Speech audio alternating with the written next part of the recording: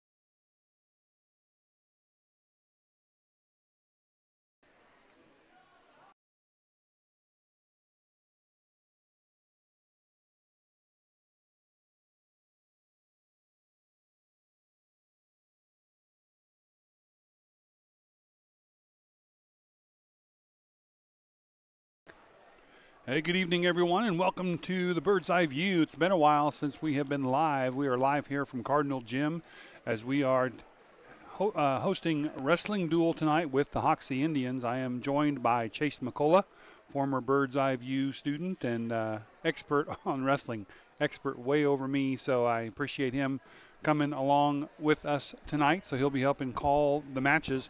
Full slate here, it looks like, especially on the boys' side, as Hoxie is loaded with over 20 athletes on their team. But we'll have the girls' action first after we get things going. Chase, you want to add anything before we get rolling here tonight?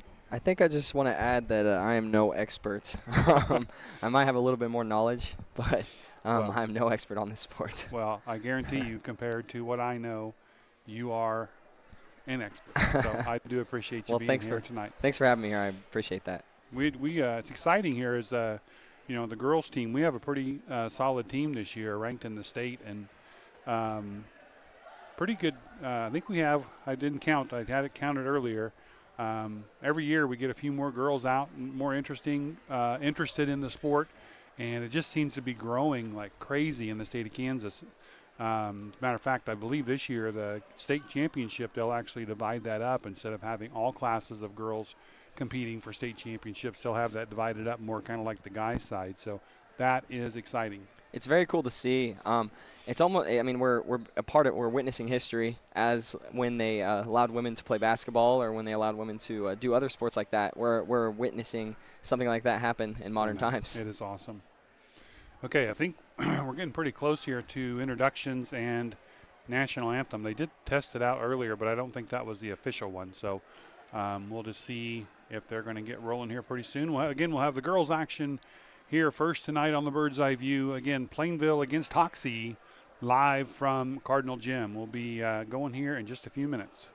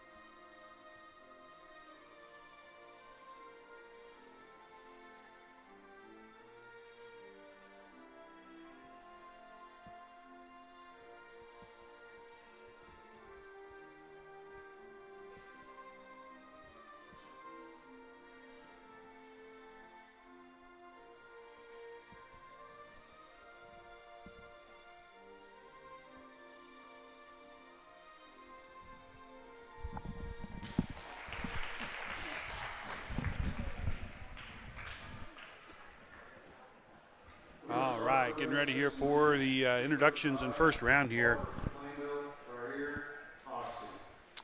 All right, and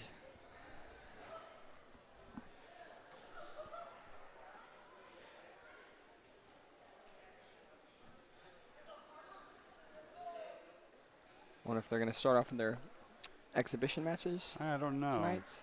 It seems as if they might. I know Cadence Carter is getting ready, and she did say she had an exhibition match. So yes, it looks like it's going to be for Plainville, Cadence Carter, and for Hoxie, Molly Rahir. Molly Rahir, a freshman, and Cadence Carter is a junior. Yeah, Cadence, a state qualifier last year. Real good wrestler, kind of just learning it as she goes, but good athlete all the way around. Real good in track and field. Hopefully she'll have a good, successful year this year. Yeah, that's awesome. Okay, so it looks like we will start off with our exhibitions. We'll probably have this one and then one more before we start the actual duel for points, and they are off to the races. Pretty aggressive to start off. Yes. On this one. And that is Cadence Carter with a big throw straight to throws her straight to her back, and it looks like this might be a quick one. I hadn't given her the pin yet, but she has her all which way but pinned, it looks like. So what is it they're looking for there? She get her.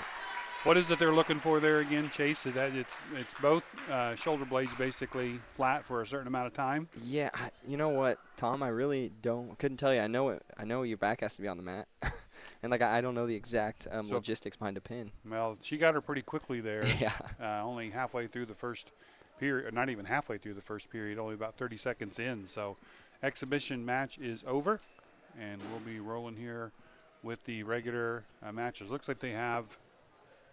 Are they going to introduce the whole team, or do you think they'll do it just one at a time? I don't know. I think they will have them line up and introduce the teams. I figured there was another. It said on the sheet, anyways, there was another exhibition.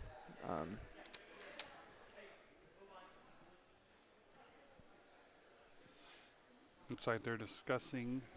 There is a girl from Hoxie walking out. I don't know. Nope, the other. I don't know. We'll see. First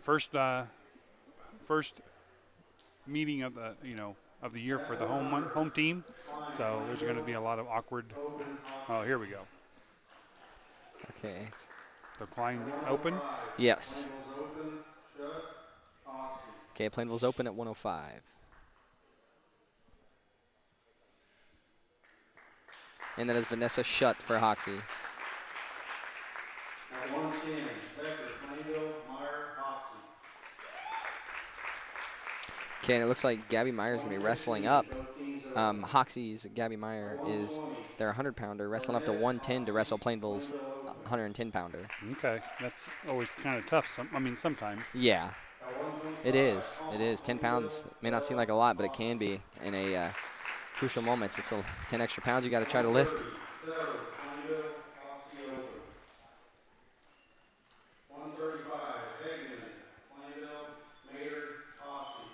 Looks like we will have a 135-pound matchup between Hageman of Plainville and Mater of Hoxie. And the Hoxie is open at the 140-pound weight class. 145, Garcia, Plainville, Hoxie open. And we will have another open for Plainville. That's another victory when it comes up. Right. And Zoe Brown of Plainville, the senior, is going to come up against Sarah Doris, excuse me. We're going to have some good matches here tonight. Yeah. Sure. Plainville, Castaneda, Hoxie.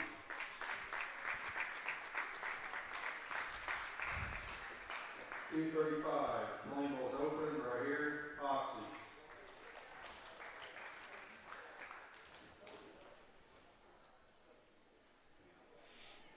All right, I think that's all the introductions. Quite a few good matches here tonight. We'll get started here pretty soon. If you get a chance, I don't have a picture of it here, but Chase and I are sitting at the newly built Cardinal Media Productions media table. And Chase hadn't seen it before he got here tonight. We are very, very thankful to Mrs. Gearing and the school board for allowing this media table to be built. We are enjoying it, I think, quite a bit.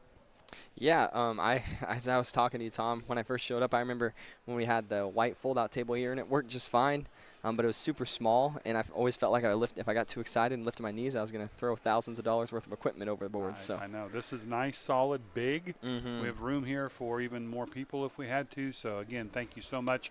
I will try, after break here, we have several basketball games and wrestling matches in a row, and I will try to get a good picture of this so we can throw it up here on the screen and let you see it. But if you can, of course, tonight, come on out here to the Cardinal Gym.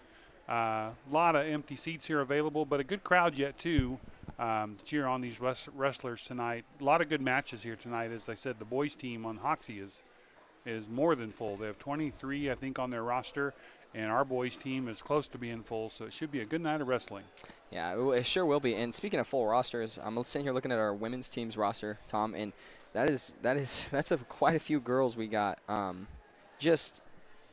I mean, it's crazy to see because I remember when it first started, women's wrestling, I think we had 3 or 4 girls. Yep. And now I mean, we only have 4 open weight classes. So Right. it's just awesome to see, as you said before, how fast the sport is growing.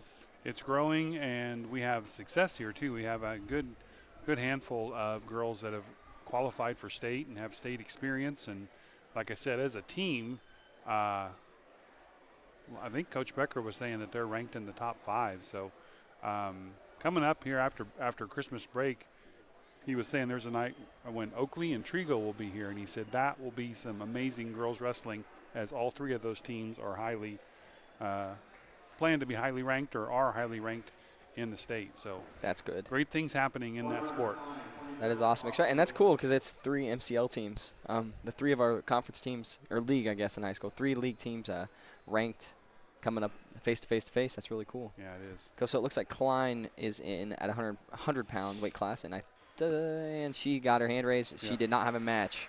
So, oh, yes, that's because Hoxie's 100-pounder is going to wrestle up to 110. Right. Okay, we're going to have an exhibition. Okay. Kaylee Klein is going to wrestle Vanessa Shutt, a 106-pounder from Hoxie. Okay.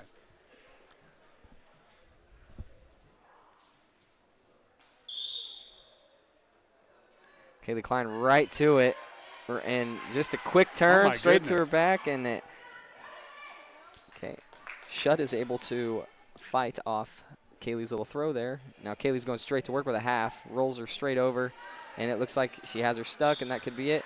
And there it is, the fall for Kaylee Klein in that quick exhibition match. Less than 20 seconds on that one. 18-second fall for Kaylee Klein. That shows a little bit of experience. Klein's a really good wrestler. She's just very tough. So that was an awesome. Even though it didn't last very long, that was a fun match. Yeah, it was. For Klein anyway. Yeah. Okay, now we got this is a real match. This is Aaliyah Becker versus Gabby Meyer. Gabby Meyer, 100-pounder for Hoxie. Aaliyah Becker, 110-pounder. Yeah, Becker's a very good athlete as well and had some good success. So this should be fun to watch as well. Both wrestlers sitting here fighting for position, hand fighting. Becker throws on, and they're going to go out of bounds. We could almost use a little bit more mat there. Well, I was just going to ask you about that. I've heard that this year they're going to let them go a little bit, maybe further outside the ring. Yeah, if it's college rules, in college, as long as you have one toe in the ring, then you're still going. Yeah, and I remember a long time ago, it used to be in high school, or in Keisha at least, where, I mean, if the ref feels like you're too close, he'd just send you back to the center, just so, I mean, it just prevents going off on the basketball court. It looks to be Aaliyah Becker's kind of controlling this match, putting pressure. She has a single leg, not connected very well, and she shoves her out of bounds. Yeah, Becker shoved Meyer out of bounds. No points yet in this one. Coming up on 1:09 left here in the first period. But as it seems right now, it seems like Alea's doing a great job controlling her opponent, really taking control on her feet, working different ties, trying different moves.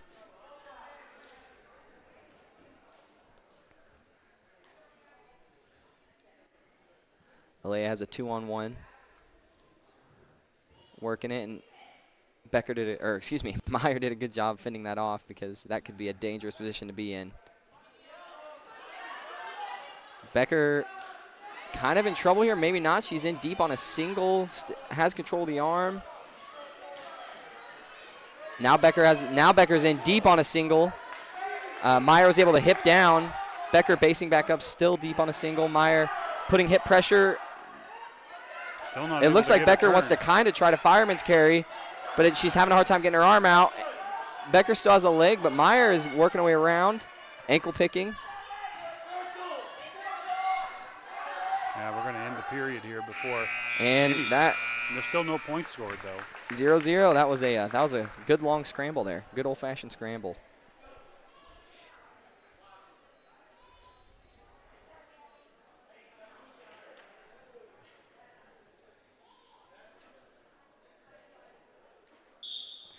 Becker chose bottom and hits a quick switch. Becker with 2 points scored right there. We can maybe see that maybe her strong suit's going to be bottom. That was in under 5 seconds. She got a reversal. So Meyer needs to be careful not to get a stalling call. It looks like she might get a warning here. She is not really working much down there. Becker has nothing to do. Meyer doing a good job defending, but at the same time, she's almost stalling. Yeah, she's definitely kind of just laying out there where she can't get her turned. Now she's got a little bit of leverage on her. Yes. Becker's got both of the wrists controlled. Meyer was able to base up because Becker picked up. Becker throws in the legs, but Becker working a power half on the far side. Puts some hip pressure down to break her opponent down. Meyer trying her best to fight this off. This is a tough position to be in. Yeah, but you're going to wear her out. This should pay dividends coming up into this last period if it gets that far. Becker's still working a power half, but there she goes, Turking. And she got her hook. Becker's getting some near fall here with the Turk. I was worried that she was going to be able to like flip Becker on her back, but it's like Becker's in control. At this point, Becker might just release her, let her roll back over and try to get more back. It's hard to get a fall from this position. It's almost unsafe. You can mess up. Well, I might have just spoke too soon. Yep, she's got her. Maybe. There it is. There, I think she. No. I still haven't given it to her. Sure looks like she's on her back. That's got the hip 8 up. seconds. 7 seconds left here. Becker still. So close.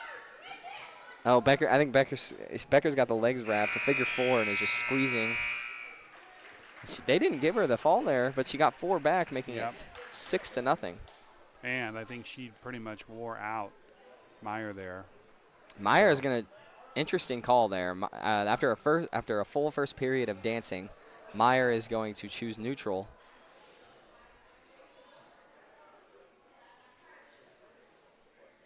So if you were Becker here, would you go dive right away, where Meyer's kind of worn out?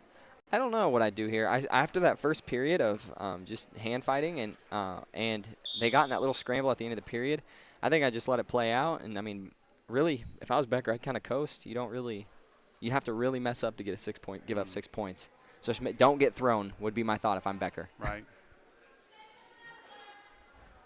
Becker needs to be careful. She's circling. Make sure she's circling and not backing straight up because that's an easy way to get a stall call late in the match.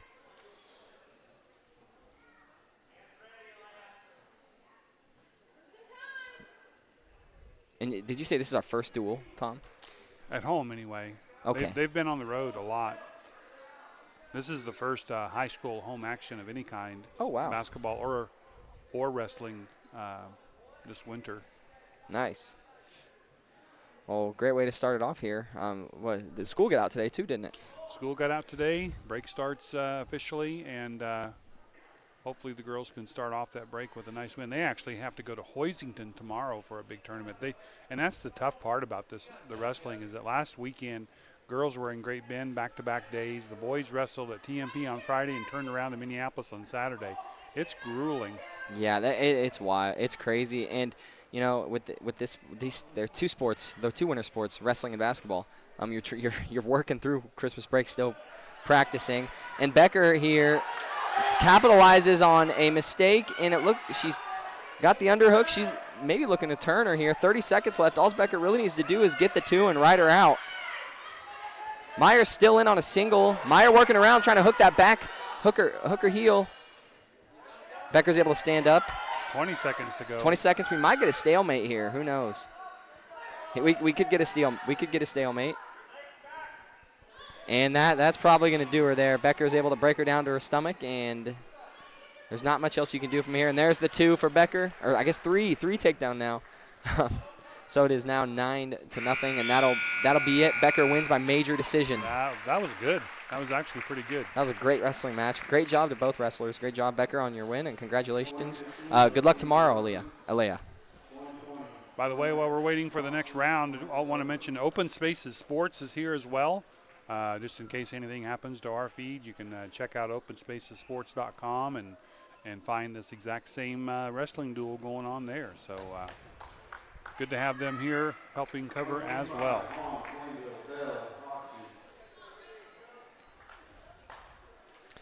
Okay, now we have. Is it Brooke Hahn for Plainville, and you said Bell for Hoxie? Okay, we have Brooke Hahn and Josie Bell. That Bell last name, it rings a bell. There is a current Bell. Drew Bell wrestles at Fort Hays. He was either a two-timer, I'm pretty sure, two-time state champ his junior and senior year. His brother Duncan won a state championship last year. So he comes from a bloodline of wrestlers, as some people in Plainville would say. So, and who do we have for Plainville here? Brooke Hahn. Brooke Hahn. Yeah, she's a new student this year, new principal here at the high school. It's his daughter, and so good to see her out for wrestling this year. Awesome. I was gonna say that. Yeah, that last name didn't ring a bell. So.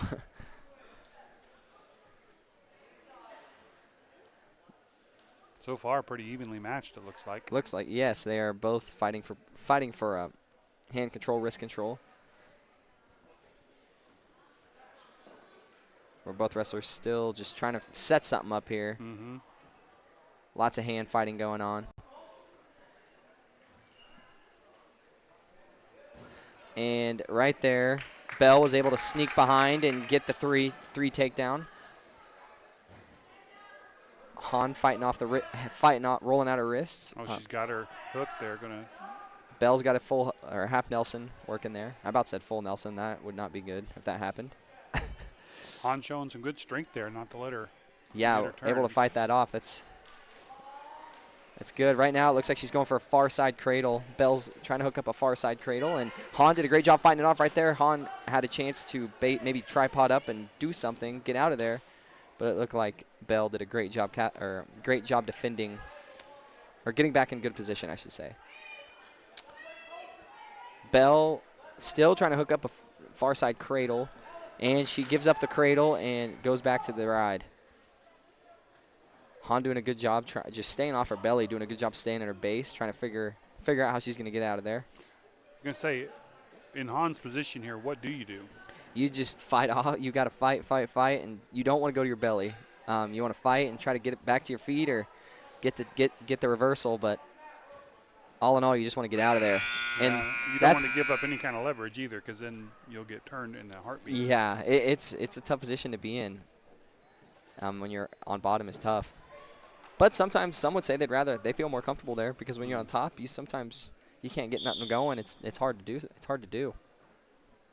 So they chose, whoever got the flip there chose neutral. I would almost guess it would have been Bell that would have won that flip and chose neutral, considering the fact that she got the takedown early on.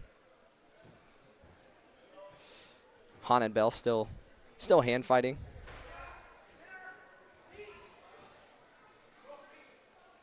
Oh, Bell right there kind of hit a little arm drag straight to a single and didn't do nothing with it. Good defense by Hahn. Yeah, basically everything's been up high. No one's really going low, especially in this period. Tom, these singlets are throwing me off. We got red and black and red and black. Yeah. It's throwing me off bad. And right there, a slide by Bell, and it was smoothly done, and she got another 3 takedown. Yeah, Hahn's going to end up, now she's in a little bit of trouble. She must be very strong. It seems to be. Yeah, she's doing a great job on bottom defending. Now if only she could just get out and get herself a point and work back and score some back. Bell working in a chicken wing there, the old Hanson special. Tom's favorite. Everything's a chicken wing. Yeah. Oh.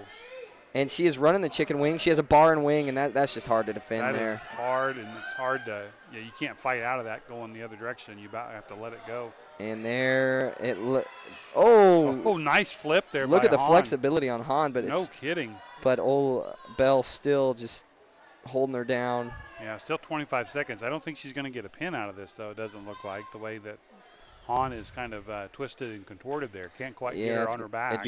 There it is. Sure enough, he gave it to her. There it is. There's a fall for Bell. Great. Some toughness shown by Hahn there. So, I would not be surprised if here upcoming in the later postseason if she doesn't surprise some people. Yep. We don't know a whole lot about her where she, new to the school. She did go out for cross country and real active in the activities. So No, she does. She looks like she could be pretty good. All right, Sterling Doe. Sterling Doe. With an Okay. open. And now we have a 135-pound match. Shayla Hegeman of Hoxie, and that was Kiara Mater. So Hageman, obviously very tall. Is that going to be, what do you think, beneficial, or is that tougher? So you look at Kansas High School, I think of Jordan Finney. He was tall, and he was really good. But here we go. Hageman with a quick throw. That answered the question. And Hageman's going to take her straight to her back. Quick. This one might be It seems like Mater might be ranked pretty high in the state here. The way people are reacting to that throw.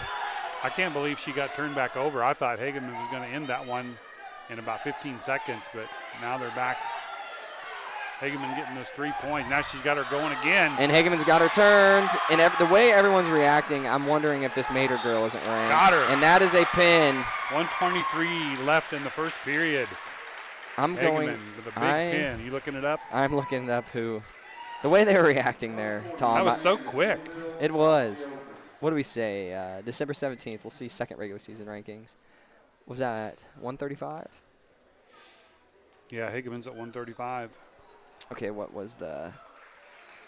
Eleanor Mandan's out on the mat. Mater was 135. Yep. Okay, no, neither of those two were ranked. But yes, Plainville is 4th in the state. Tom, now that I'm here, Awesome. Plainville is ranked 4th. Hoxie is unranked, and 3-2-1A girls.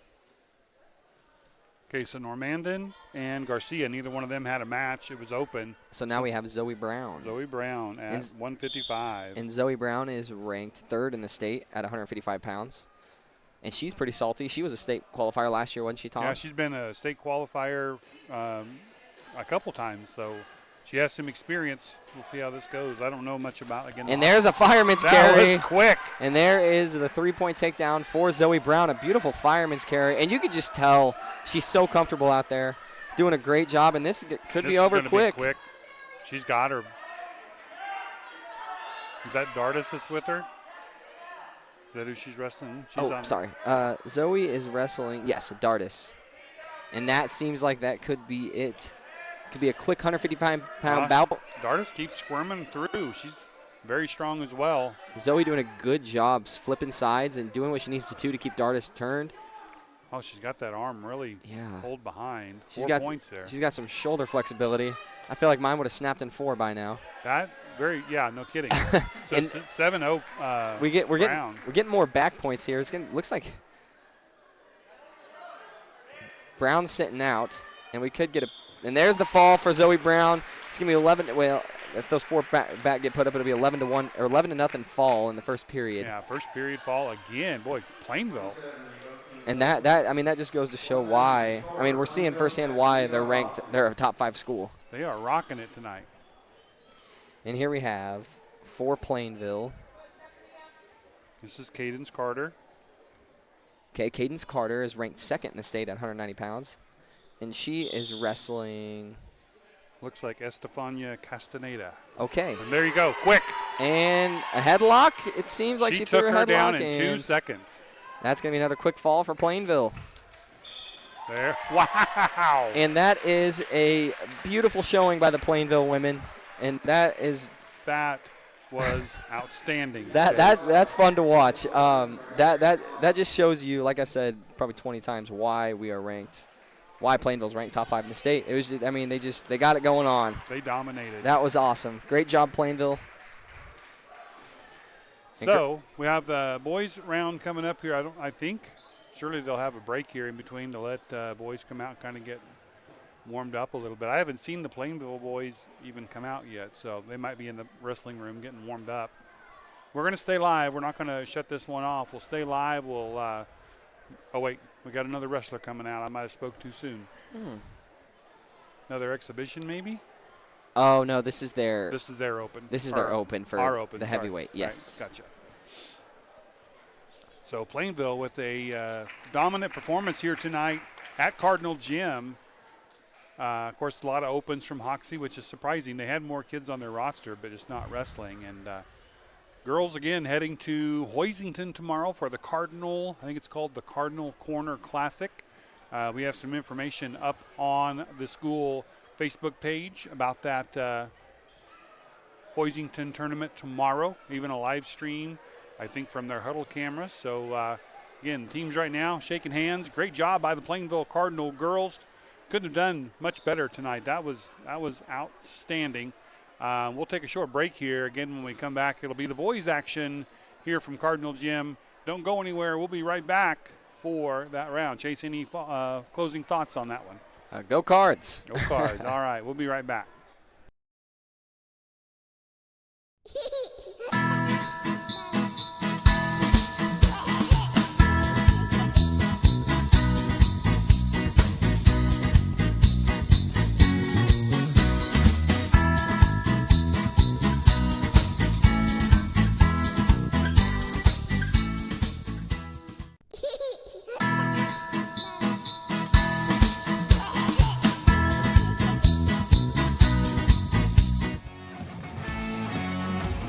Are you a fan of the Plainville Cardinals? Do you enjoy watching the students compete? When you can, please attend the games and support the teams. But when you can't, you can catch all of the Cardinal home games on Bird's Eye View. Go Cards!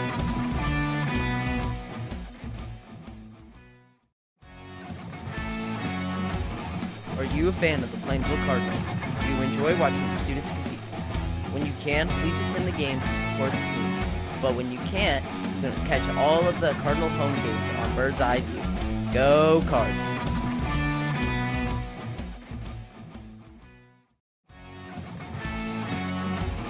Are you a fan of the Plainville Cardinals? Do you enjoy watching the students compete? When you can, please attend the games and support the teams. But when you can't, you can catch all of the Cardinal home games on Bird's Eye View. Go Cards!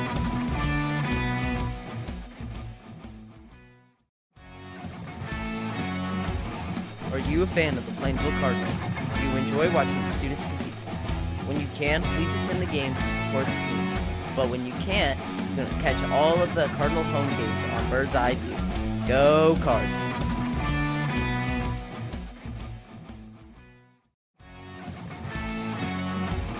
Are you a fan of the Plainville Cardinals? Do you enjoy watching the students compete? When you can, please attend the games and support the teams. But when you can't, you can catch all of the Cardinal home games on Bird's Eye View. Go Cards!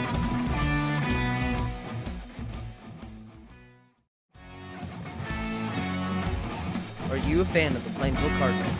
Do you enjoy watching the students compete? When you can, please attend the games and support the teams. But when you can't, you can catch all of the Cardinal home games on Bird's Eye View. Go Cards!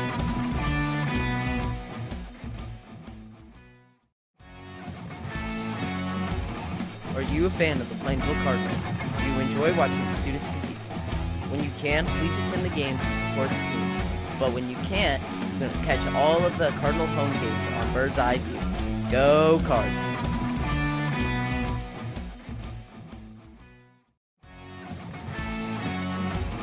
Are you a fan of the Plainville Cardinals?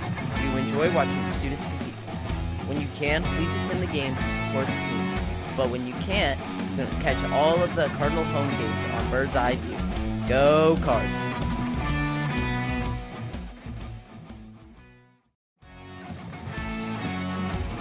Are you a fan of the Plainville Cardinals? Do you enjoy watching the students compete? When you can, please attend the games and support the teams. But when you can't, you can catch all of the Cardinal home games on Bird's Eye View. Go Cards!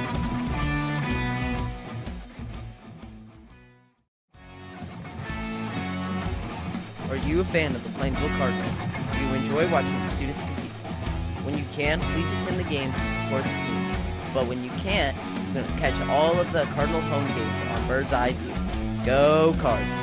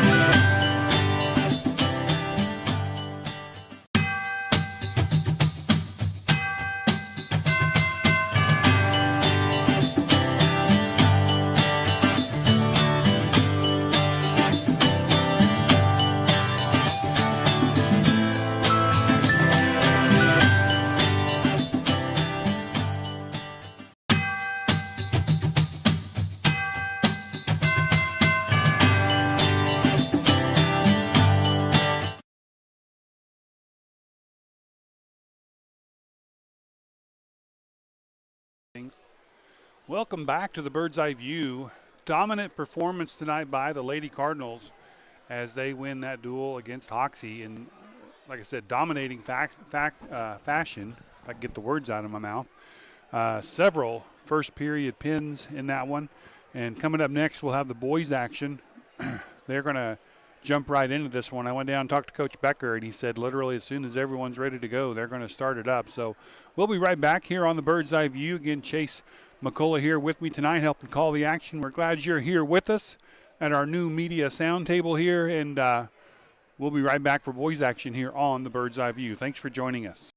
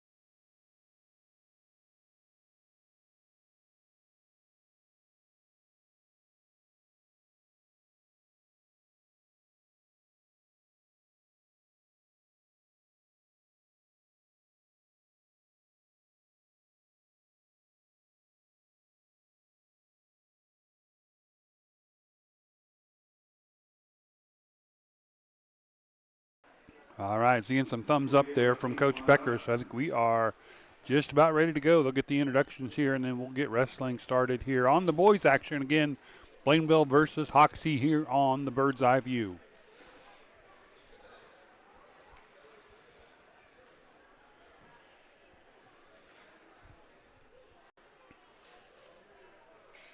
At 106, Trainer, Hoxie, Plainville's open. At 113, Wilson, Hoxie. All right, sorry, Tom. I was writing down all the matches here. Nope, you're good. Looks like we're going to have a lot of wrestling on this men's side.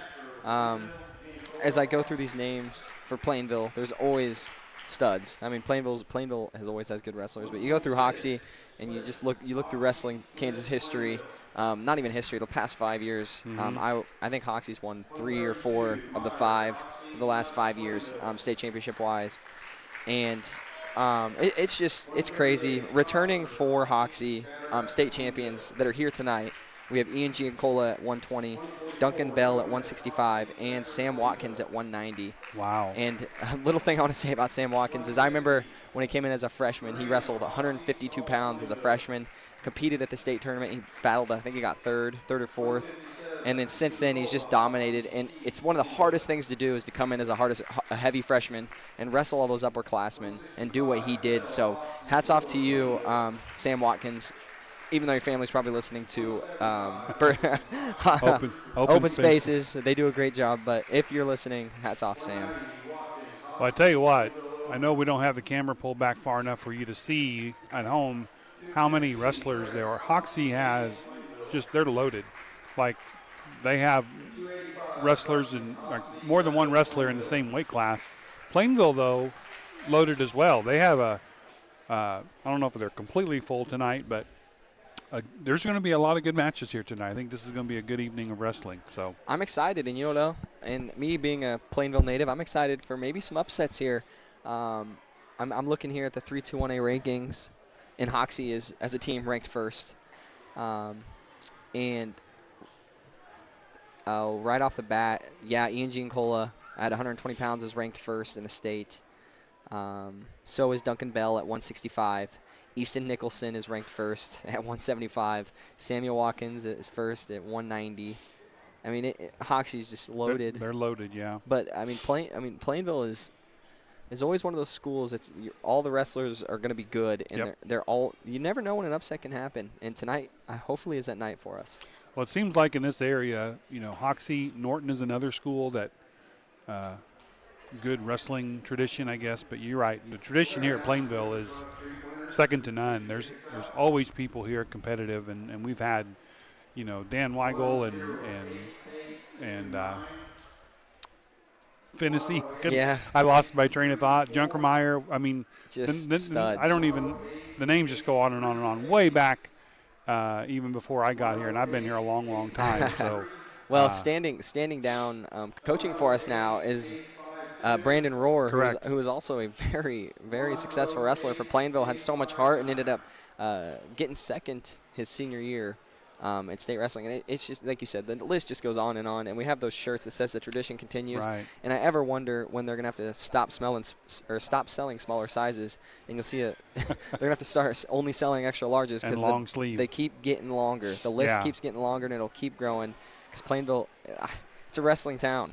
Oh, it is. It is truly wrestling. And growing up in an area that didn't have wrestling, I've really come to respect this sport. I didn't realize exactly what it was all about till I came here. So it's an amazing sport. It's a grueling sport. You know, the best wrestlers know that if they make one mistake, they can get beat. And you know, it's just, I don't know what else to say other than it's just grueling. It's mental. It's not just strength. There's a lot of wrestlers that maybe aren't as strong as their opponent, but they can make a move or cause their opponent to make a move that puts them in a bad spot.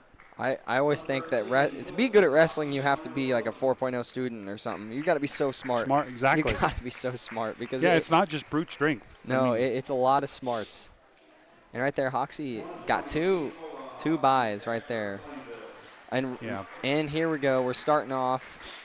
Ian Giancola at one? Yes, Ian Giancola of Hoxie, ranked first in the state. He is going to be coming up against Iago Castro. And Iago Castro. Yeah, he's a foreign exchange student this year. He was a kicker for us. He and one of Mr. Ditter's sons. Were the kickers for us this year. Iago had a big kick against, trying to think, it was the game maybe against before Inman, one of the games that kind of sealed the deal. And might have been the Wrestle game or TMP, one of those two that kind of sealed it. Awesome. So he's trying wrestling out, and we'll see how things go here. Ian Giancola with a quick duck under there. Get the quick two. He's going to try a throw by, switch to a double. So there's kind of what you were talking about headlock. Sooner. Yep. Oh. What'd they call? He said out of bounds. Maybe it's because of the gym floor, I'm wondering. Could be. But like I said, that toe being in, if there's no gym floor there, you're wrestling. You're still wrestling. Yeah, he had the one toe or had the foot in. So I would almost bet it's because of the wood floor. Giancola hit that duck under, cut him, just got that headlock for a takedown, and I'm wondering if he isn't going to try to put it away or try to pad some stats. I'm not sure. So you said Castro's a foreign exchange. Do you know where he's from? I think the kids told me Spain. I don't have him in class, and I don't really interact with him very much, but I think they said Spain. Oh, that's cool. Well, welcome to Plainville. It's awesome. It's awesome that you're trying wrestling out here.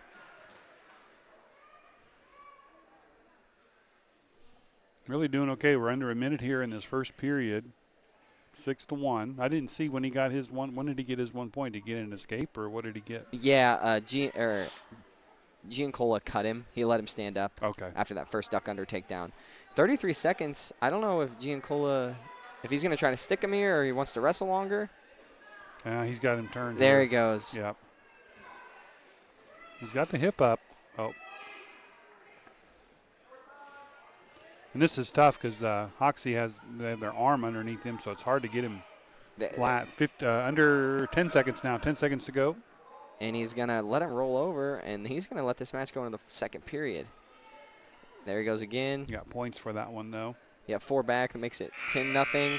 And they're going to go out 13-0 in the first, or 13-1 in the first period. Okay, remind me again. What's the point differential for when they call it? You remember? Oh, yes, 15 for a tech fall. Okay. Coach Becker is not happy about something. That's the nice part of having headphones on. You can't hear everything. But Coach Becker was questioning something.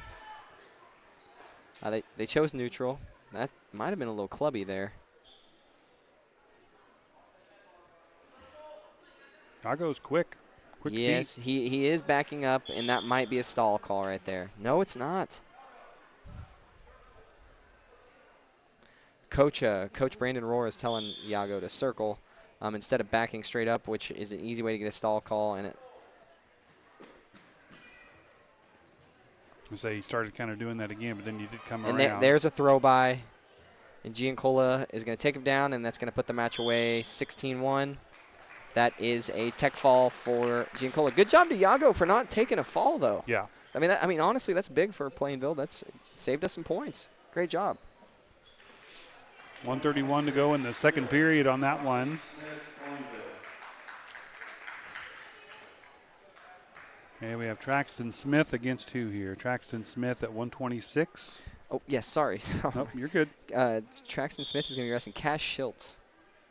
And I don't know that Cash Schultz won last year, but I know he is highly thought of. Yeah, he's ranked number 1 in the state Wow. at 126. Cash Schultz is a stud.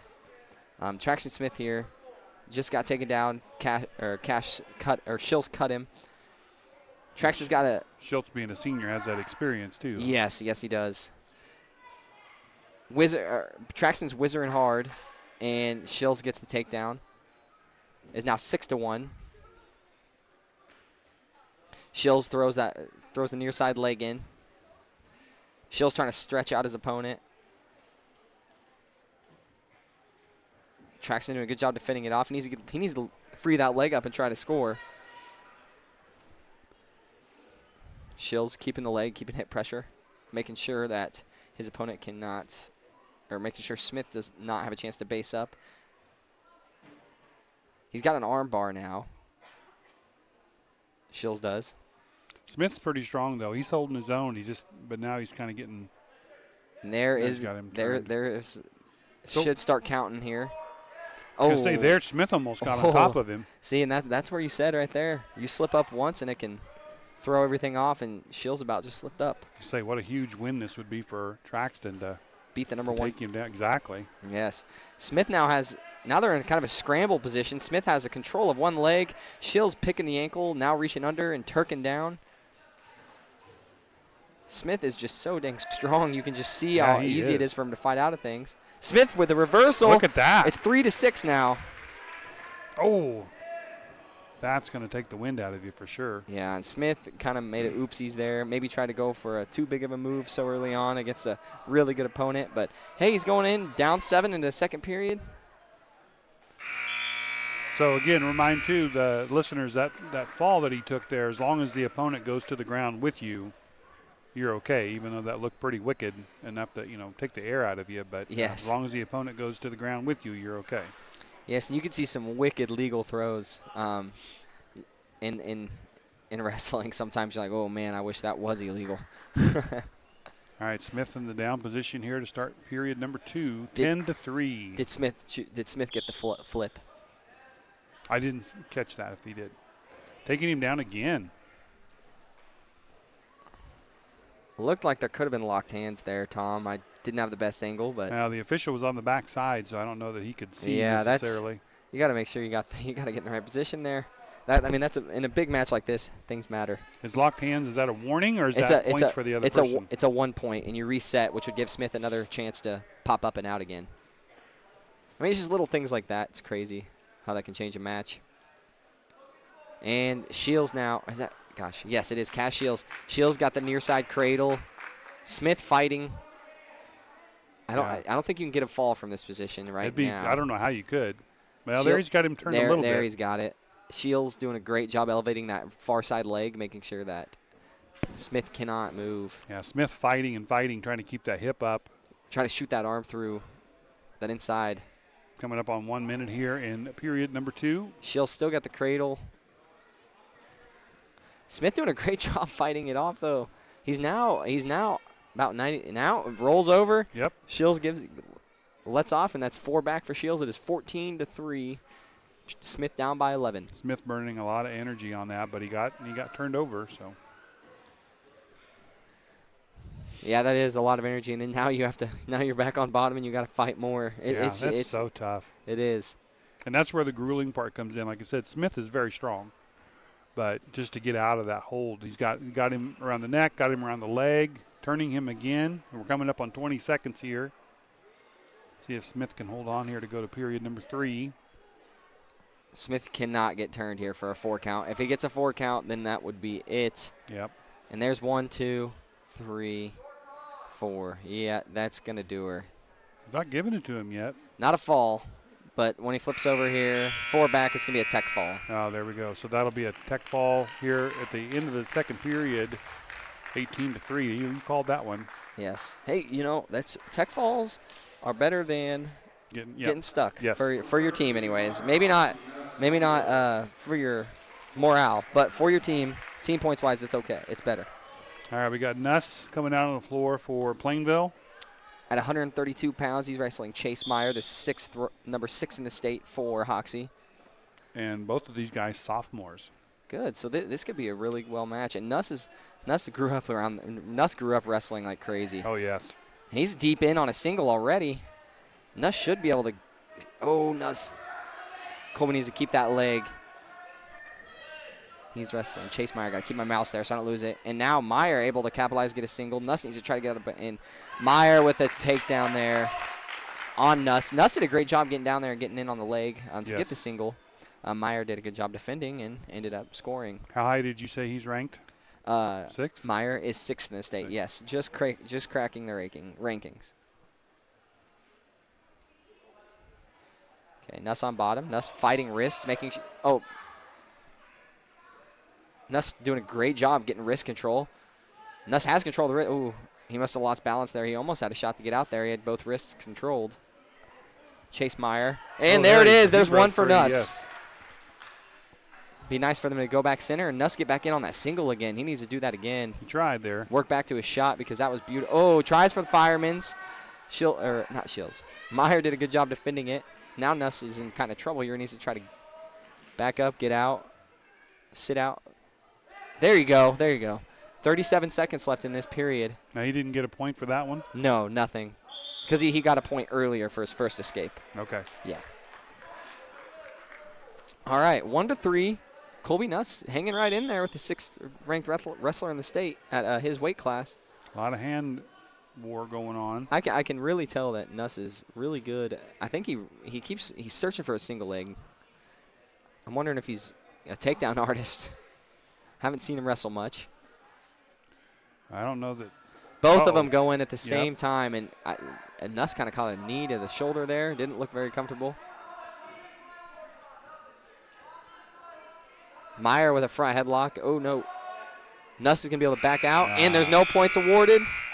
And it's going to be 1-3 going into the second period. Colby Nuss at Plainville hanging right in there with the 6th-ranked wrestler in the state, Chase Meyer. Yes, he is. That was excellent first period. Colby Nuss chose down. Now here's a golden opportunity for Nuss to score another time. Another point. Make it 2-3. And if he can get a reversal, it'll be 3-3. Tie it all up. So you're saying Nuss chose to be down on that one? He won the toss? Nuss won the toss, chose bottom. Nuss is doing a great job on bottom, making sure that he has control of the hands and kind of keep controlling the match from the bottom side of from the bottom position. Keeping control of those hands just kind of takes away most of your opponent's moves, and it makes it easier for you to stand up eventually. Now Hoxie's Chase Meyer is going for a far side cradle. Oh, so close if he could just. Crossface cradle, I guess. Yep. Okay, Nuss doesn't have much weight on him, but Meyer's doing a great job. Keep it just enough to where Nuss can't really get out. And Meyer just going for that cradle again. Say he's hooking those hands. So what's the difference between a legal grip in the hands and not? You have to have an arm. You have to have a limb when you lock your hands. So you have to have a leg or an arm. Gotcha. If you don't have any of that, it's illegal.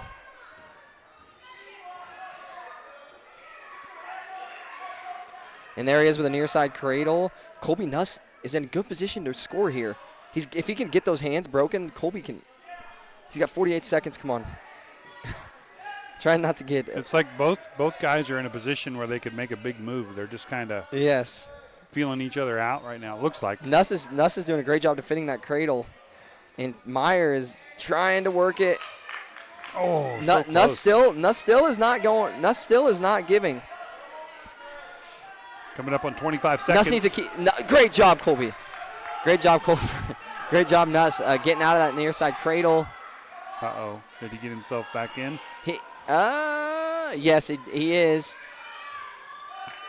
but he's doing such a good job defending it. 9 seconds. Honestly, Colby just needs to ride it out and get out of this period. He's in trouble. No points on that last throw? None. No back points awarded, so it is still 3-1. Wow. Hoxie, Chase Myers' decision. Anybody's match right now.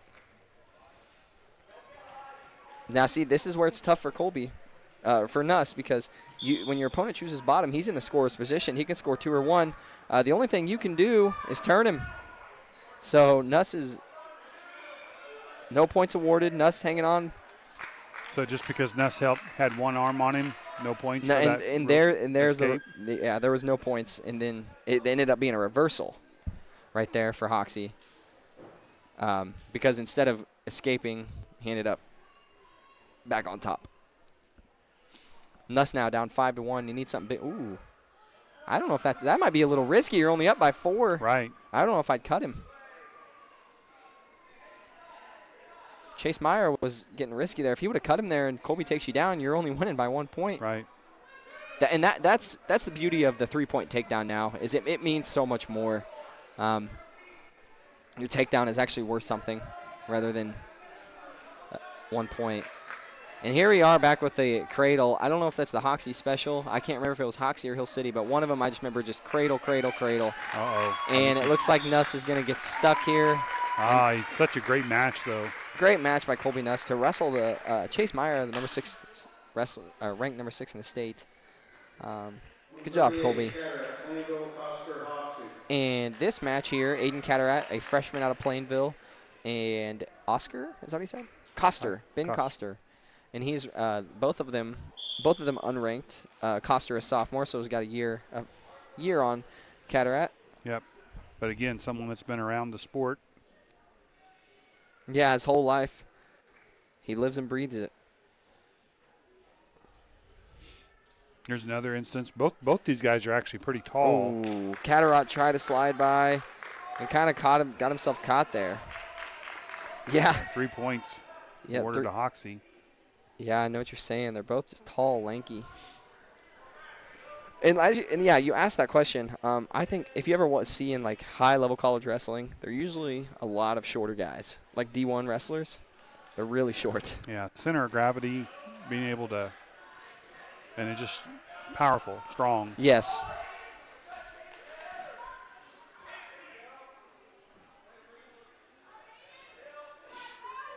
So he's got that arm trying to get him turned, cannot. He's got a chicken wing in. Now he's reaching for the near side half.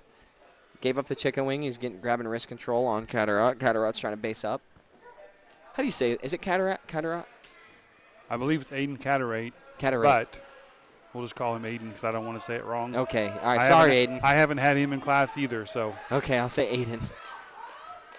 And Aiden in a tilt right now. Yeah, but that's going to be a hard one to pin him as well. That is a with that length. Tilts are more. If you're going to tilt someone, you're just looking for back points. Well, 9 times out of 10 not see a fall out of a tilt. But now Coster was able to hawk up a cradle, get the 4 back. But now Cataract is back on his feet. Aiden didn't get any points for getting up out. He got a 1. He got an did. escape. Okay, I didn't see that. Cataract going 100 miles per hour right now. 7 seconds left. Let it go into the next period, Aiden, and we'll see if you can kind of take control of that period. All right, going into the second period. Big deficit here, but still, I mean, as we talked all night long, one wrong move by the opponent, and this one could still go Aiden's way. So Aiden shoots his bottom. Okay. So that's the scorer's position here. Aiden, if you get an escape, he's only down by 9, and escaping a takedown would be beautiful.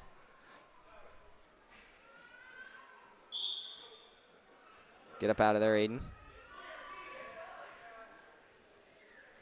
Close.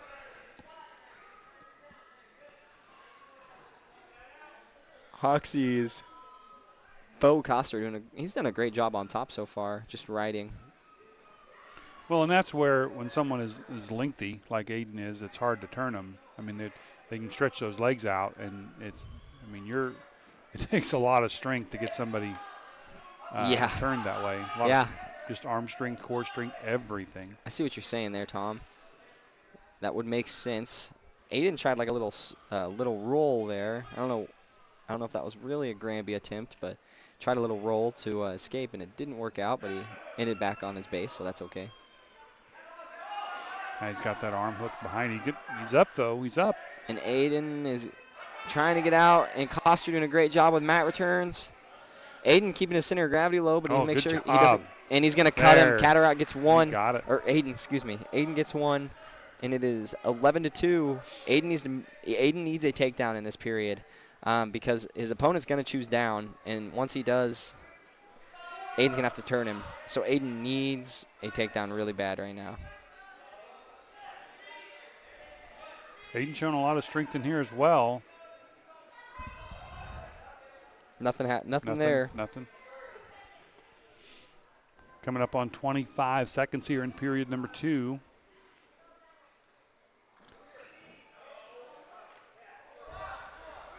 Aiden trying to go low. Now there's some more 3 points.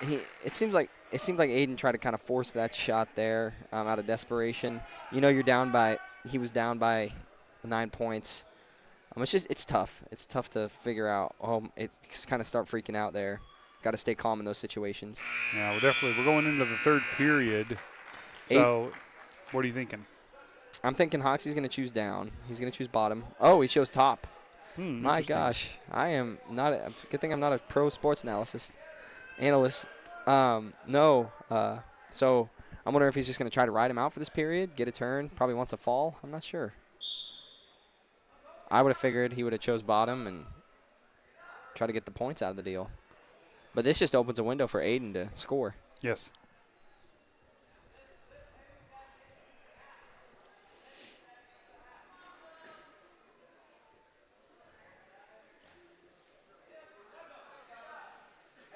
Aiden trying to get up, trying to get that escape. Aiden, he's there. Oh, tries a roll, and went out of bounds there.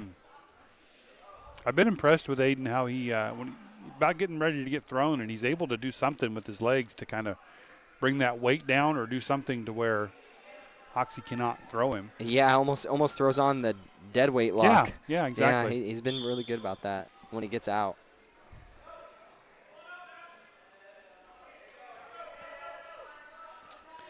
Aiden needs to do something big here. He's going to Coster running a half Nelson.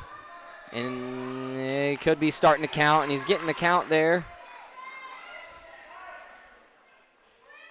And there's the fall for Coster. Good match by Aiden, though. Yeah, good match. Only a freshman. It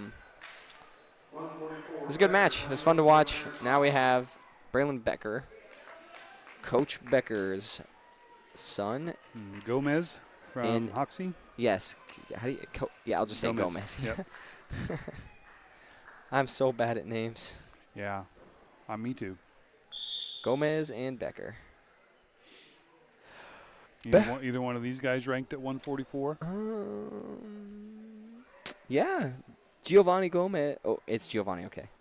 He is ranked 144, or ranked 6th at 144. 6th.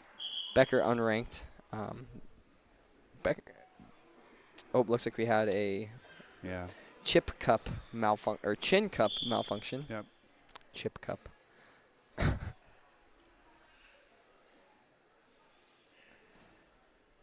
lot of hand fighting going on the neutral position here. Yeah, it definitely looks like they're both just kind of waiting for that move.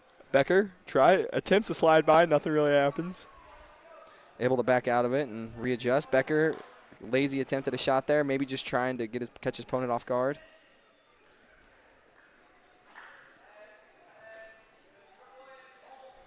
Oh, there's a Gomez had a real nice shot set up there. I'm surprised he didn't follow through with it.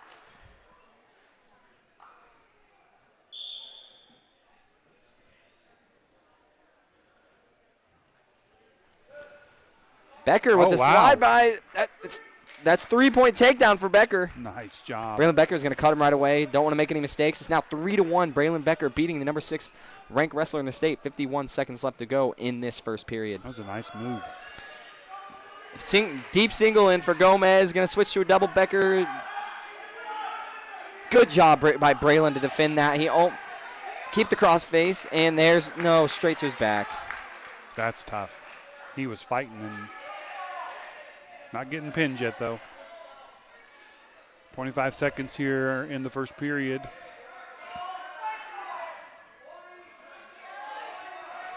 Gomez trying to roll him. 18 seconds left for Becker. He just needs to not get turned here.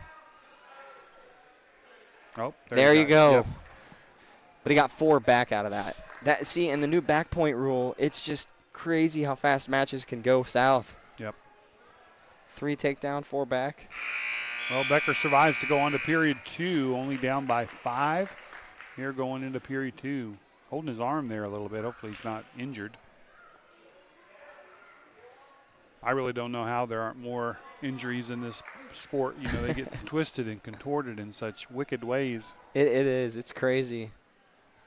These guys are just crazy flexible. Yeah, and the higher the level you get, like you get in the state tournament, you just see it so much more.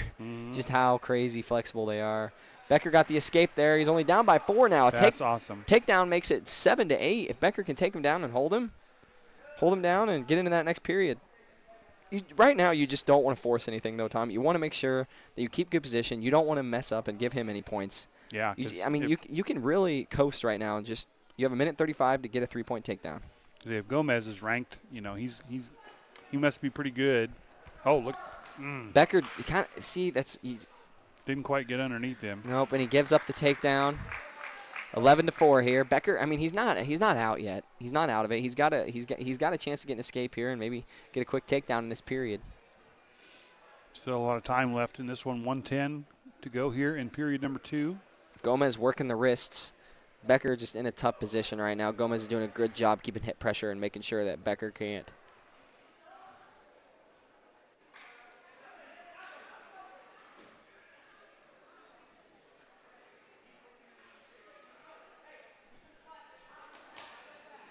You surprised they don't official doesn't let him up here in a little bit, or you feel like Gomez has still an advantage that they're going to let him go? Oh, stalemate? Yeah, I don't think they would call a stalemate in this position. I think they'd call stalling on one of the wrestlers if there was stalling. But out of this, you're in a working position, so I don't really know that there's as much of a stalemate call that can be made. Gomez hooking that rear leg almost like kind of like a Kansas ride. I'm not sure what's going on the other side. On the upper body, I can't really see much. It looks like he's trying to hook up the Hoxie special, the cradle. Yep. And 10 seconds to go, though. I think this one's going to go to Becker's going to fight that off. Yep.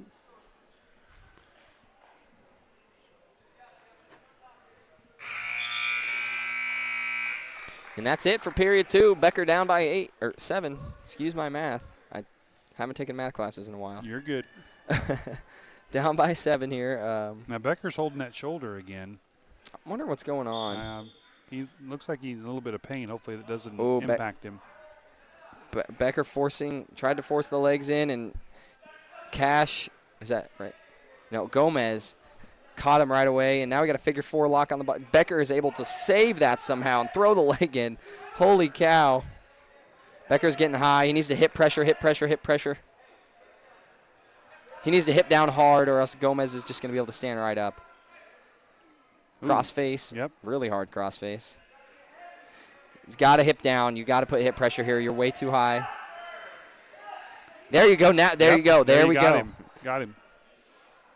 Great job by Still Becker. Plenty of time here. For the young guy, young buck staying. Is he? What grade is Becker in? He's a sophomore. Young. He's a young guy. Staying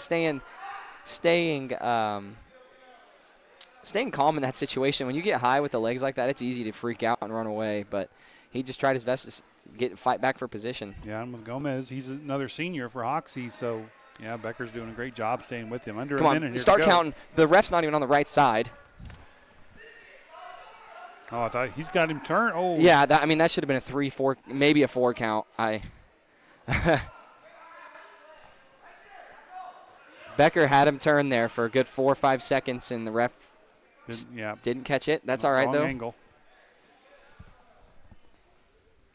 Becker's, any chance you think he can stick him here before? I mean, has he got enough control here? He's gonna have to. He out of the double leg ride. I don't know how easy it's gonna be. He's just gonna have to make something happen now. Yeah, I mean, you got 19 seconds left. You got to turn him now. He let the legs. He kept. So why isn't Gomez getting a stalling right now? He's not really doing anything. He isn't. I don't know. There's been a lot of times tonight, Tom, that I figured there'd be stalling called, and he just never called it. So maybe he's being lenient on the stalling because it's early. Gomez got 2 more points there, so that'll end it. But great job by Becker holding his own. Hopefully there's not anything seriously wrong with his shoulder. He was definitely grabbing it a couple times after a period. But okay, we got Zane Stahl for Plainville. Who do we have? We have for Hoxie. I didn't catch the name. Do you have it on your sheet? Yes, sorry. Zane Stahl is wrestling Easton Moreno.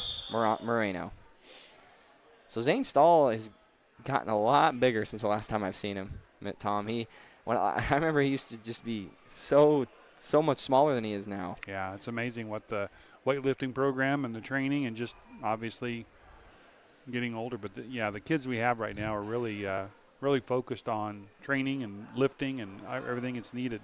Good job. Moreno ranked 4th in the state. And there is a big mat return, takedown, Delio, whatever you want to call it. And he's going to get out, Zane. It's 3-1. Stahl holding his own against the number 4 ranked wrestler in his state, Easton Moreno. Edson Moreno, excuse me. So I feel like, granted, this is the first wrestling we've had on the Bird's Eye View this year, but I feel like the throwdowns are a lot more aggressive this year. Is there some new rule change there? No, there's no rule changes. It may just be Hoxie. I'm not sure. No mercy or something. I don't know. No mercy rule or. Well, I realize the rule has always been like if you throw somebody, as long as you go to the ground. Yeah, you can't jump. You can't leave your feet. Can't leave your feet. But I mean, yeah. I'm wondering. I've never read the rule book, but especially as a referee, I wonder if you have some discretion to say, okay, that was unnecessary. Could be. Yeah. And that is one thing too about tonight. We haven't seen any like real dirty or. Yeah, it's just been clean wrestling. Oh, look at that! Zane Stahl. Look at that! Coach Becker, I remember being in his wrestling room and him preaching that single leg defense. It didn't quite go out as planned, but 6-1. He got nothing out of that. Nothing. He never got control. Gomez able to roll through that somehow, but I remember Becker just slamming that into our brains in the high school practice room. And Zane Stahl just hit that beautifully. He just could not finish the move. Oh, that looked good. Great job, Zane, hanging in there 6-1 against the 4th ranked Edson Moreno.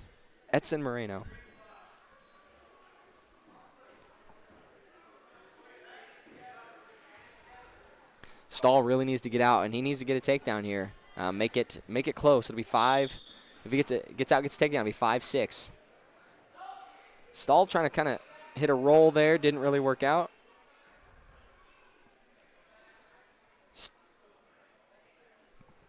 Chicken wing dug in for Moreno.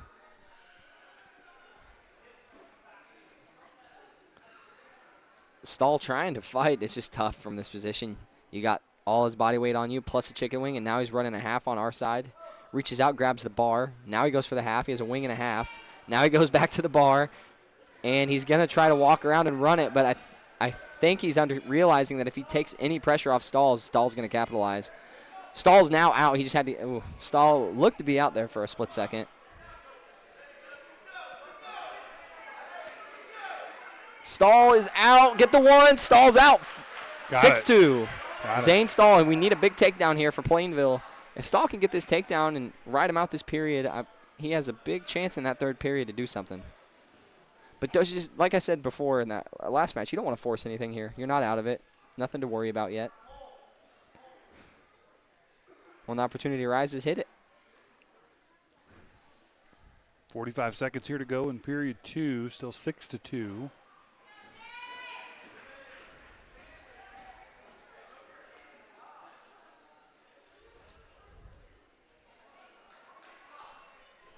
.30 seconds left. Stahl just gave up an ankle pick. He's gonna hit that. He's gonna hit that same move again. And he wasn't able to. 9-2. That hurt.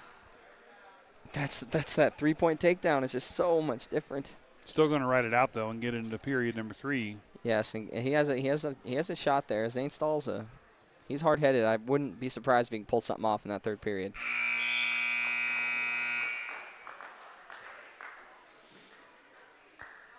Both guys look a little out of breath, so this might be an interesting third period.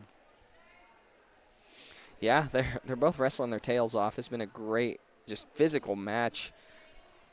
Not a lot of mistakes made, just a lot of great initial moves. Only mistake would be, really no mistakes, just great moves. And Stahl is going to cut him.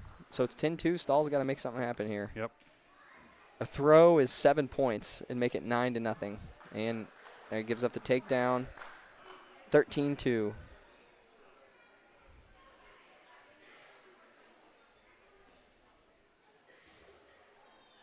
Good flip there by Stahl, not to get turned. So you're saying, well, let's see what happens here, I guess. Yeah, it's a big deficit. It's almost a pin only here. Zane would have to pin him to get the win.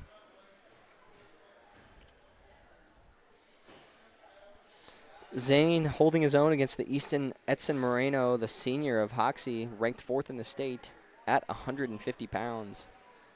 Seeing 150 in front of Zane Stahl's name just surprises me. I never thought that he could ever be able to weigh that much, and now he's just a tank. Yeah, and still got a year to go to grow and there's add to that one. frame. Yep. Down by 10. Stahl's got 55 seconds to make something happen. I think he knows now he has to pin him, so you really don't have to force anything. You just need to look for a throw, and when the opportunity comes up, throw him. But, I mean, wrestling's such a high-level wrestler. It's hard because he knows his opponent knows Zane's looking for a throw, and he's gonna have he is gonna tie up here. I was gonna say he might be at the point now where he might just kind of let this ride himself, on Moreno's side, just kind of let it go. Yep. Because nope, he goes in and there's another single. Moreno has been slick all night on his feet. Moreno is just awesome at that single leg. Stahl's not giving up the 2. He has the leg ref. There he got points. He must have he's got covered the hips.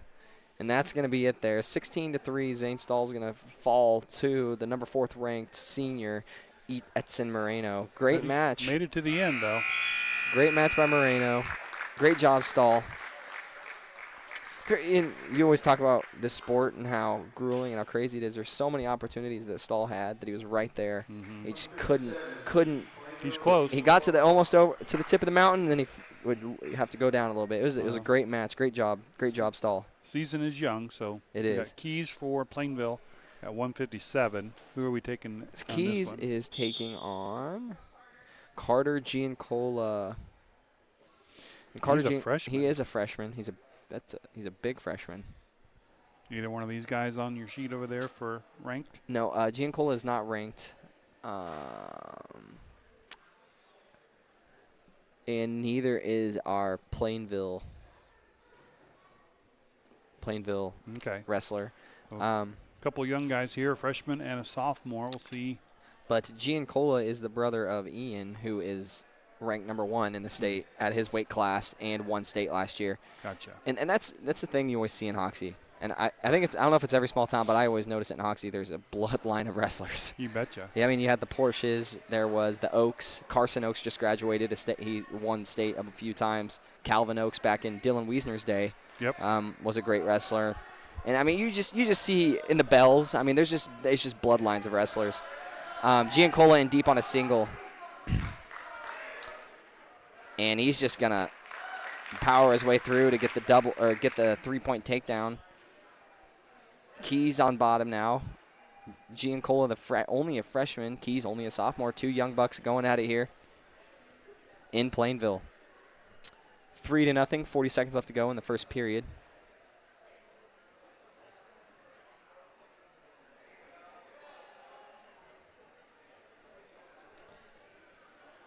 Not a whole lot going on in this one so far. Not much. I mean, you got Giancola fighting the wrists and Keys making sure he doesn't grab the wrists. So it's just kind of a hand fight as of right now.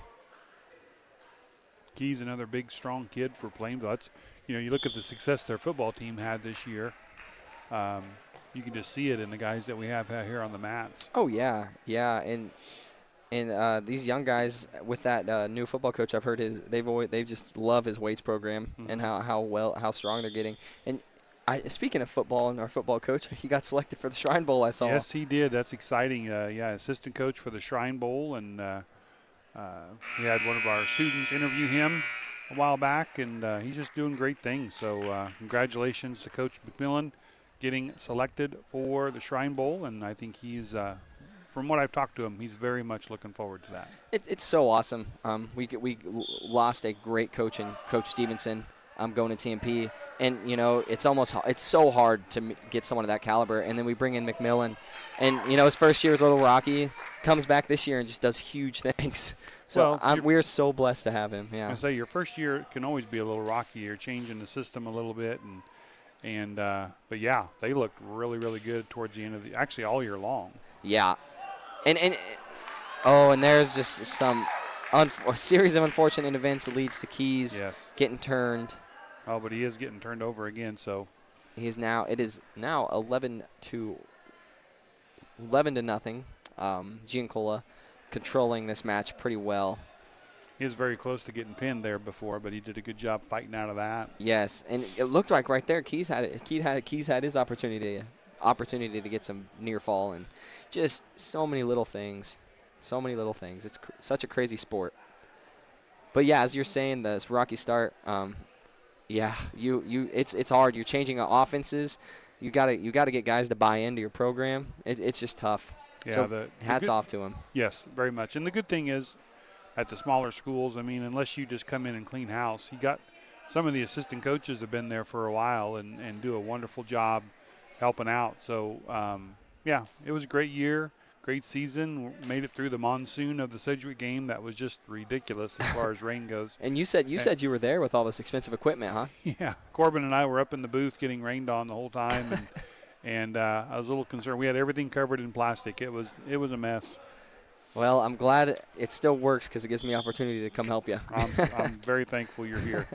All right, 17 seconds here to go in period 2. Still 11-0. And yeah, this match has been different. It's one of the different ones of the night. Not much going on, but a lot of points being scored on one side. Yeah, you're right. For no more than action that does seem like going on. Yeah, to be 11-0. Yeah, it's like we're going to make this one into period 3 as well. Giancola trying to work a tilt here. Chicken wing. And that's going to be it for that second period. Going into the third period, Giancola's up 11-0 over Plainville's Corbin Keys. I don't keep track of this. It seems like we've had several third period matches here tonight on the boys' side. Girls' side, no. I mean, those were quick. But on the boys' side, it's been some good wrestling tonight. And not a lot of opens. So no, this has been awesome. It's been fun to watch, and especially, I'm just ecstatic about that girls' team. I don't know. Is there state in Hayes as well? I do not know. If it is, I am excited for that. I'm glad they did bring boys state back to Hayes because last year they had something come up, but yeah, they had everything in Salina. Mm-hmm. Yeah. And that's tough on, especially like all these Western Kansas schools. It's always been convenient for Plainville to drive 20 minutes, but some of these schools, that's 2-3 hours you got to drive to go to state wrestling. Yeah, especially when state wrestling usually has a blizzard that hits one day or the other. So. Yes, yeah. I don't know about this year though. Could be 90 degrees during state wrestling. Yeah, for sure. So it's 11-0. Wrestlers in the neutral position. Keys and Giancola, freshman from Hoxie. Keys, a sophomore from Plainville. 1:05 left to go in the third. No points scored for quite a long time. It's been 11-0 for over a minute now. And there's just a beautiful high crotch, switch to a double.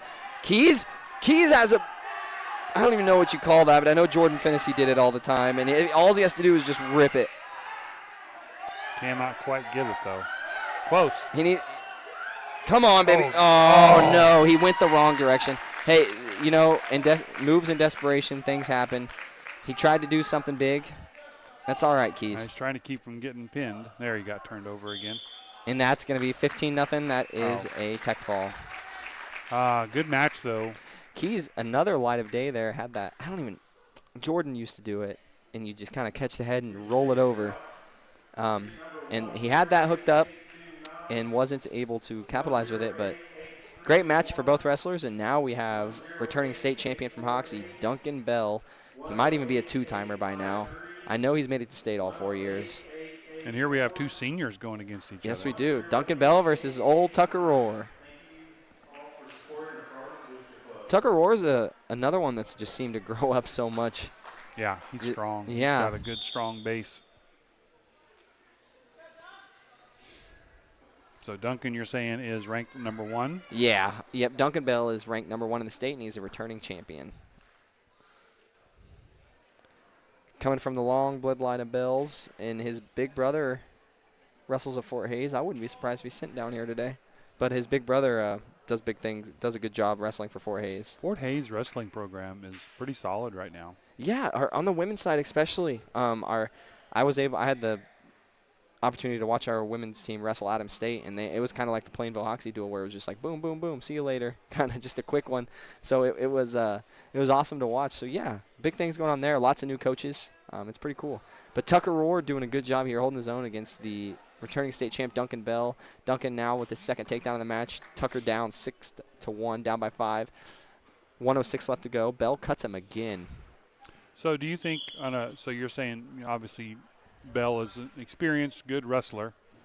As an experienced, good wrestler, do you just want to pin this and get it over with, or do you want to, if you know, and I don't know if he has an advantage over Rohr, but if you have an advantage, do you wrestle it out and work on things, or do you just try to pin it and be done? Well, you see, and that's where I don't know. I remember when I was in high school, guys like Finnessy and Normandin and Noah Hansen, they do things when they wrestled some kids that they felt like they could take them down a lot. They'd take them down and cut them a lot to pat their takedown stats because they want to be on the record board. Well, so sometimes I'm wondering if it's that or And sometimes you don't get better if you just pin people all the time. Yeah, and I don't know if you ever remember. I was always a big wrestling fan, and another name from Hoxie is Dayton Porsche, 4-timer from Hoxie. Kid was just insane. I think he lost one match in his high school career, and he was just so good. Like, he would take him down, let him up, take him down, let him up, and do that, play with him for a little bit, and then he'd throw him. And he'd have. I feel like his senior year, a match didn't go out of the first period. It was just, and I don't know if it's because you want the experience. But I think that has to be something. We'll have to ask Jordan next time we see him.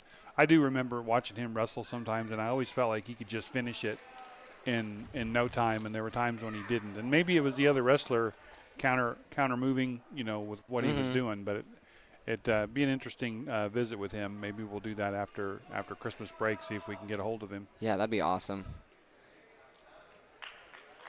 See, especially at like a program like Hoxie, I don't know if you're. It's so hard to break their records because their wrestling records are insane.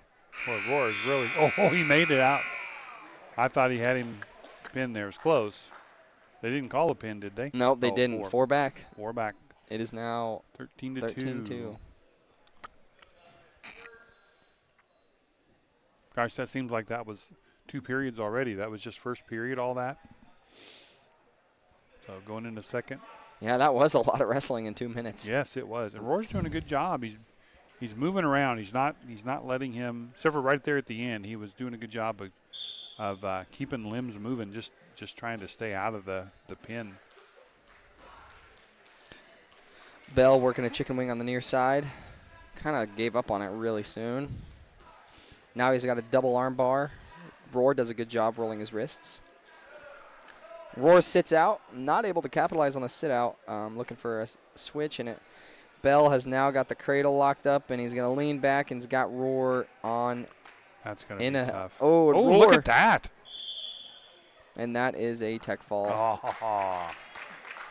Rohr did a good job making sure it wasn't a pin. I did. That was. Good job, Tucker. Rohr, senior Plainville, did a good job wrestling. The number 1 kid in the state at his weight class, 165 pounds, the returning state champion, Duncan Bell. And here we go. Hoxie's 165, 175, 190 are all number 1s. Okay. So their 165 was was Duncan Bell. Here we got Easton Nicholson. Against Brewster, 175. You said he's a number 1 as well. Yes, he is. And is he a returner? He's not a returning state champ, but I guarantee he placed last year. I know he qualified. I remember that name.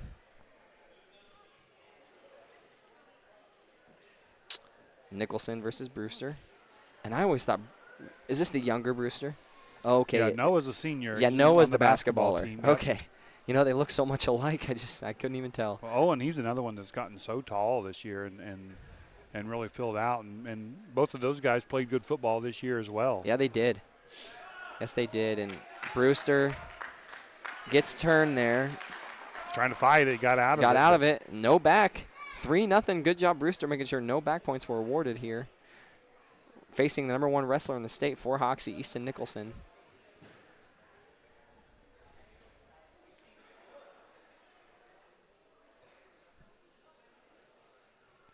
Nicholson's got wrist control here on the. He's got like a crossbody wrist hold. That is so tough on the guy underneath. I mean, you got that arm pulled over. Oh, there you got it back, but you get that arm pulled going the opposite direction, and it's so. What do? You can't. You got to roll that wrist unless out. your opposite arm is so strong. Yeah, you got to get that wrist free, and that's why you'll see a lot of guys on top just fight for wrists. Because if you get those wrists, it's tough. Nicholson, I can't see much what's going on with the hands, but it looks like he's still working that crossbody. Yeah, coming up on 20 seconds here to go in the first period. Brewster only down 3-0 after the first period of the ranked number 1 guy in the state. Holding his own if he doesn't get thrown here. Brewster get out, get 1 here, make it a 2-point match.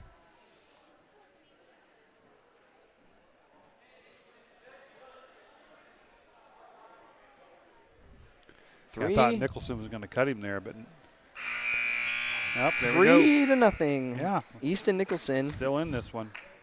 on Owen Brewster, 175-pound weight class. Nicholson ranked number 1 in the state. So back to what we were talking about before. To me, it doesn't look like – to me, it looks like Brewster was holding his own, that Nicholson wasn't, like, toying with him or anything. It looked like Brewster. So, Jordan Finney, if you're listening, that's your homework assignment for Christmas break. You need to let us know kind of how things were. Of course, Jordan, a football player now at Washburn, but did big things, yeah. Yep. Doing great things. Nicholson just with a reversal. Yeah. Yes. Jordan Finney, one of the best defensive backs in the conference, respectfully. And he's still got another year. Yeah.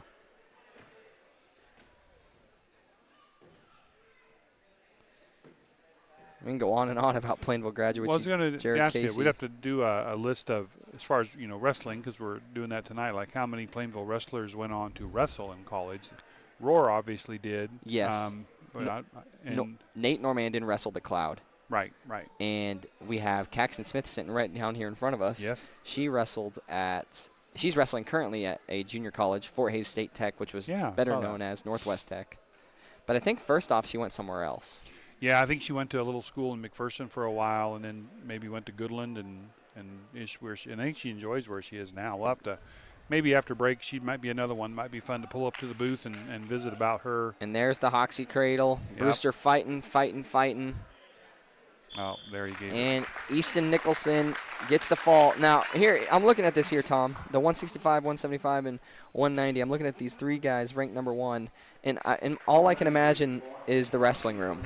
These 3 together, because they're all right next to each other in weight. They just beat the heck out of each other in practice every day. I guarantee it. And I mean, when you have that, you just get so much better.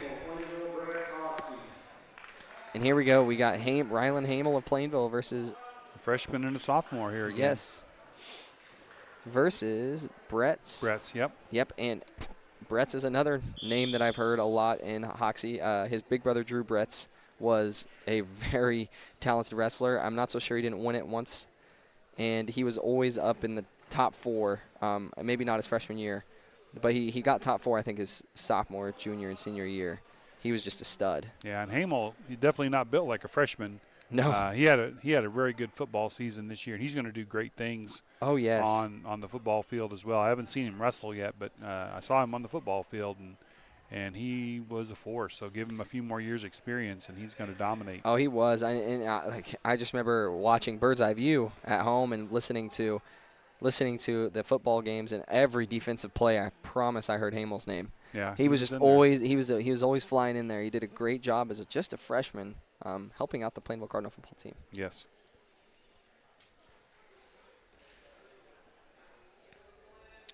A lot of hand fighting going on. So we're down to basically 2 more matches, correct? This one, and then is there any? Did they have any exhibition ones for the boys? Not that I had on the phone. Nope. No phone. No exhibition.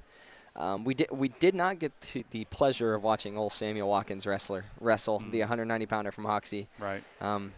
He was open.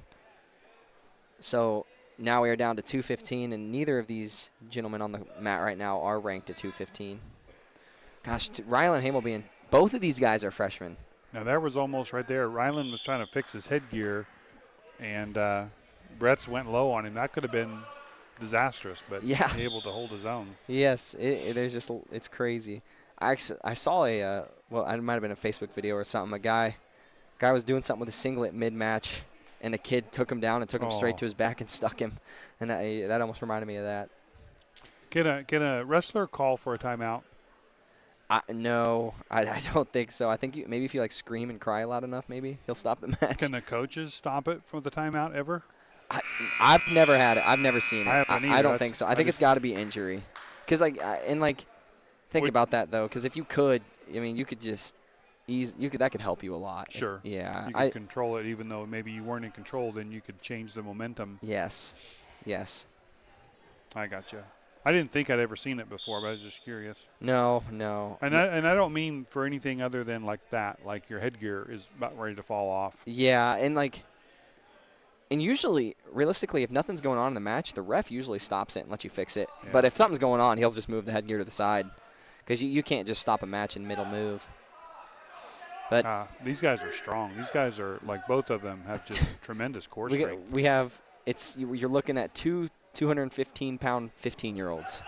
Yeah, isn't that crazy? It is. It's crazy. And Brett's. We're talking football. Hoxie state champions. Yeah. So Brett's was probably a force on the line, just like Hamel was. And both of them pretty. Hamel. There he goes. Hamel's going to get a fall here over Brett's. Oh. No, he's not. Hamel needs to get around. So close. 2 back, 3 takedown. It should be 5. Or was Hamel on top? I don't know. No, here come the points. He got 4. Reversal. Hamel in control. Uh-oh. Grab an ankle. It's give up 2. Give up 3, I guess. And that's back in the day. That's all. Oh wait, that's a 2-point reversal. Never mind.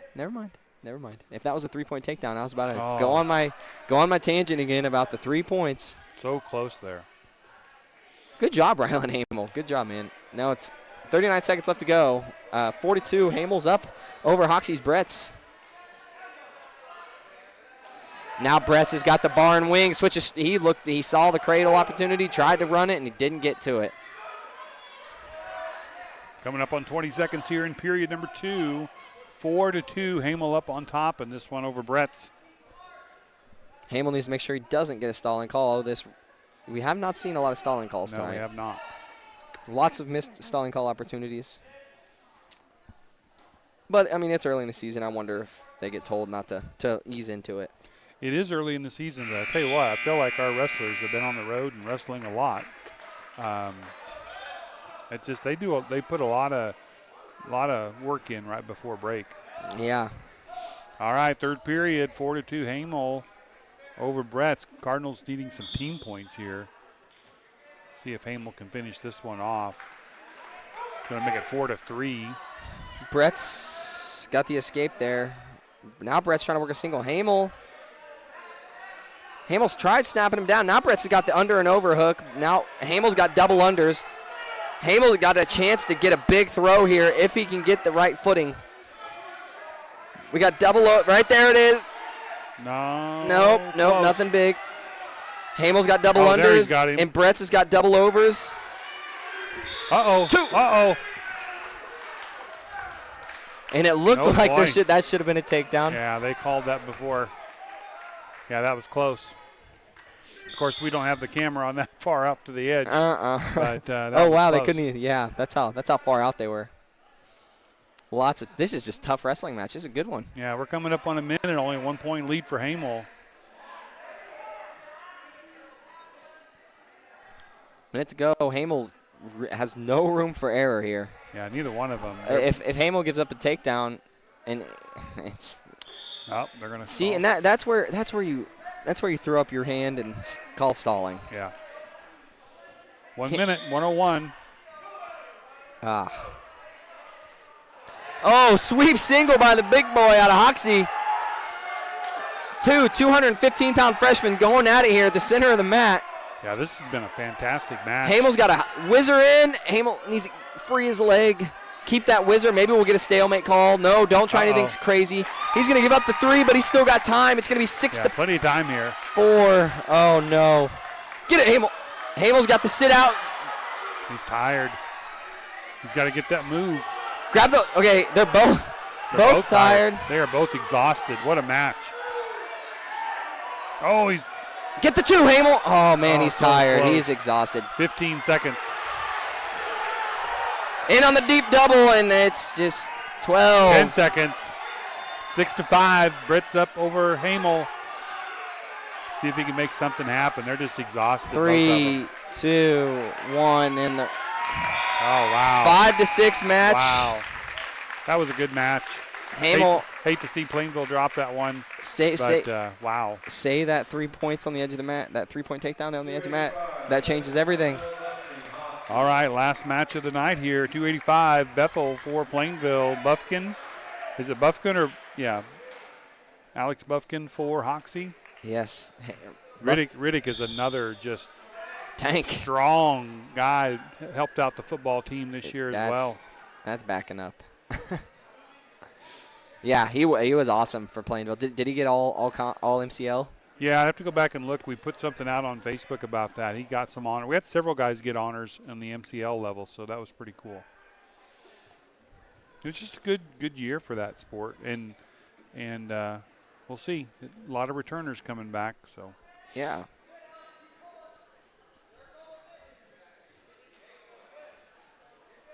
It's interesting when you get up into the higher weight classes too, how it kind of their strategies maybe change a little bit.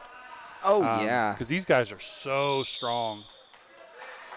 100%. It's different, and you don't see a lot of guys, bigger guys. Maybe at the college level, but in the high school level, you don't see a lot of big guys doing single legs, double legs. You don't see them going down under because you get what is.